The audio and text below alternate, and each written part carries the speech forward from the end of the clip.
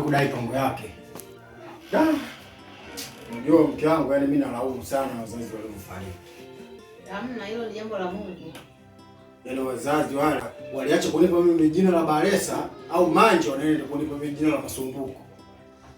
Ni wazazi wengine bwana. Hamna usalaumu. Hapo kuna kitu alikuwa anamaanisha kwa jina hilo. Kitu gani anamaanisha sasa? Angalia shida anazopitia mimi. Kama hivyo sasa, mimi watu mpanga hii, nyumba yetu ilikuwepo, watu wameshatunyang'anya tayari. Unaona? Wazazi walituachia nyumba kubwa tu, wametunyang'anya. Tufike kwenye nyumba ya kupanga, manyanyaso kibao. Sasa unafikiria hapo mimi naishi vipi? Hamna soma manyanyaso, hayo ni mambo ya duniani. Unakuja kupambana na sisi tutarudina kwenye nyumba yetu. Sijui. Hapo sio kwa laumu wazazi. Inabidi sisi wenyewe tushikamane, tupambane, tujenge ya kwetu. Unajua mke wangu, mimi nashukuru sana Mungu kwa kukupa wewe jina la Subira.